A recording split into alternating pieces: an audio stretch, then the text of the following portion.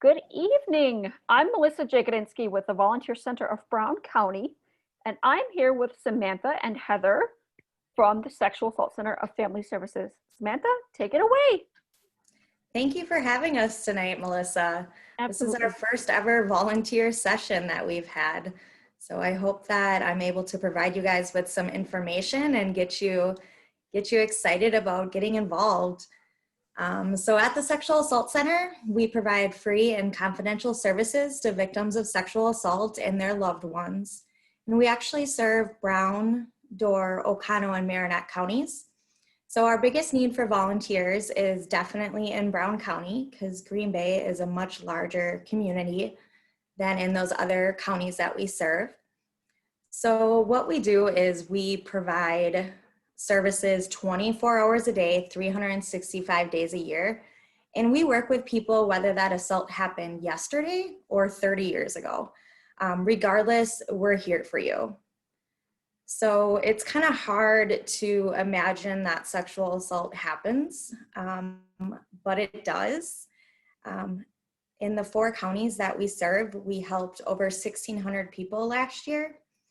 And it's really sad to hear these numbers, but over half of those were under the age of 18. So we know that sexual assault happens, and it's something that we need to talk about. In Brown County, we have what's called a sexual assault response team, and that's a partnership with different community agencies. And part of that response team involves calling an advocate from the Sexual Assault Center every time a victim chooses to report to the police, or if they go to the hospital for medical treatment or evidence collection. As you can imagine, this can be a really confusing and overwhelming process for people, and we don't think that anyone should have to go through this alone.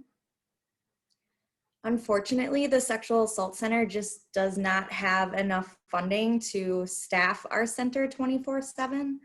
So we actually rely on volunteers to help make sure that there's always someone available any time of day or night. So what our volunteers actually do is we forward the lines to their cell phones. So they go about their regular routine. If it's a night shift, you can be sleeping. And basically your personal cell phone will be getting the calls from our hotline, and you will be talking with people that might have questions or might want to process feelings. It might be someone that was directly impacted, or it might be someone calling for a friend. We get a wide range of calls. The other type of call that you might get is a request for an advocate. Like I have mentioned about the sexual assault response team, volunteers actually go out and respond in person when people come forward to report the assault. And sometimes when I'm talking to people, they're like, wow, you volunteers do that work? And I say, yes, volunteers do that work, but they get a lot of training. And these aren't just volunteers that sign up to take a shift. There's a lot of training that goes into it. There's shadowing. The training is a combination of self-paced modules and in-person sessions with police detectives and with nurses. You don't just sign up one day and volunteer the next. There's a process, but because of that process, it really means that anybody can volunteer with us. There really is no experience needed to do this type of work. And that's basically just because we don't expect you to have all the answers at 2 o'clock in the morning when that victim first comes forward. That's something that, staff can follow up with and help them going forward. We're just looking for someone to help that night, that first moment that someone speaks out. So I'm trying to think about the other things to talk about. So the other big thing is, as I mentioned, our volunteers help cover when staff aren't available. So staff work during the day like regular business hours, and volunteers help us respond on nights and weekends. So those shifts are completely flexible and you pick which times you are available. The shifts range from 5 to 10 hours. We also have monthly volunteer meetings that we get together. Well, we've been meeting virtually, of course, during COVID, but we have monthly meetings to continue education and to network and talk about the cases that we have. So as I'm talking to you guys, we're during this great volunteer fair, and I understand that there's a lot of different ways to get involved in the community. And the Sexual Assault Center might be something that maybe it's just not for you, but if what I'm saying is at all calling you or you're interested, you can always just reach out and we can just talk about what this actually looks like. Melissa has all of our contact information on the website. And I guess Melissa, did I miss anything? I know you were a volunteer with us a few years ago. Mhm. Is there anything that I'm leaving out? I don't think so. You mentioned orientation and training. You mentioned the roles of an advocate. I guess my big question is, how long do volunteers typically stay with you? Or what is that minimum commitment? Is it 6 months? Is it a year? Is it longer than that? Yeah, that's a great question. So our training, as I said, there's quite a bit of training up front. It's a mixture of online modules, but also we're going to sit down and we're going to talk about some of these topics that you're gonna be faced with when you're answering the phone and responding. So the training itself is about 25 hours. So that alone is a pretty big time commitment. Then we ask that volunteers take 3 or 4 shifts every month, depending on their availability. And then beyond that, we ask for a year commitment as a volunteer, and that's just pretty much you might be doing this for 6 months and never even get a call out. So we want that 25 hours of training you have to be used to help people out in the community. This isn't something, like I said, that you just sign up for and do. This is a little bit of an investment. I actually started as a volunteer when I was in college. I saw it was a booklet for the volunteer center, and I was scrolling through it and I was like, I just got to build my resume.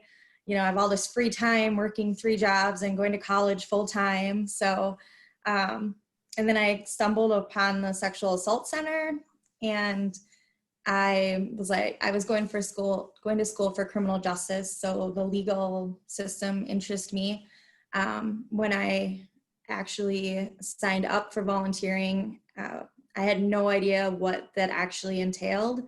Mm-hmm. And I just found that, you know, with all the training that you get, the shadowing, the amazing people that work there, it was such a rewarding experience, but it also helped me learn about other programs in the area, about crisis response, about what happens when a child is sexually assaulted.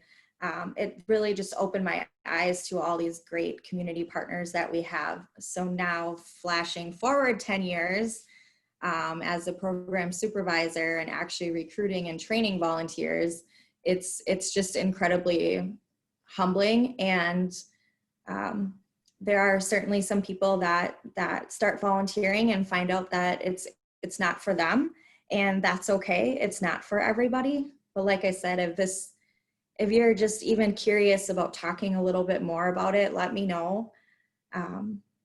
And on the call right now, we have Heather. She started interning with us back in June. So she's been with us during COVID. Naturally, we haven't been out in the community like we would have. So the experience is definitely different, but we're still trying to find a way to provide services despite what's going on. Absolutely.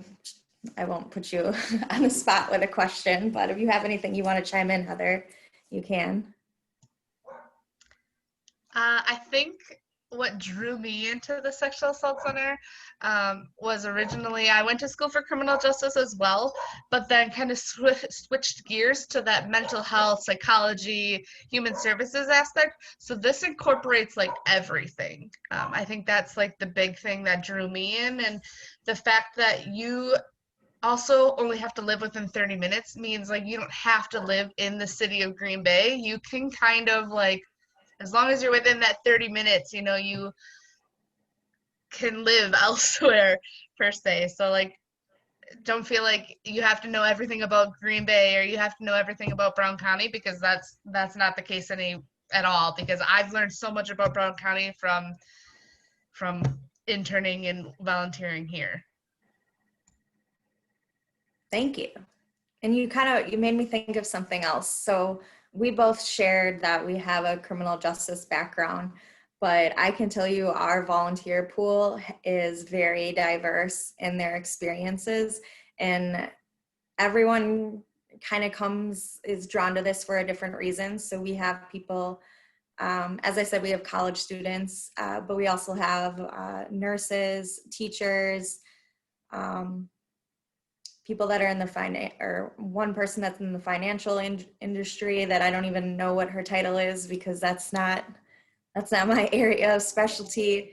But yeah, from all different ages. I would say our youngest one is probably 20, and we have one that's in her 80s. So anyone at any age can be a volunteer. Yeah.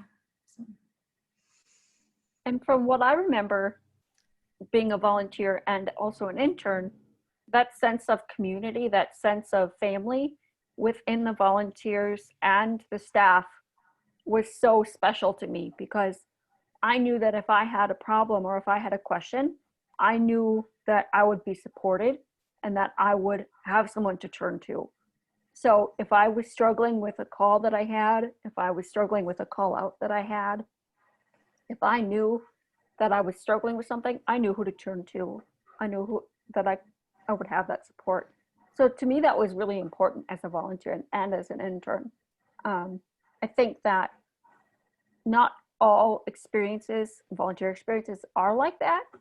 And we talked a little bit earlier about the role that volunteer victim advocates play in all of this and how important even just a listening ear is. So for me, I think that's what I really took away from my experiences as a volunteer and as an intern. You know, we talked a little bit about the resources, and those connections that I made were really important too. So yeah, you brought up some good points. So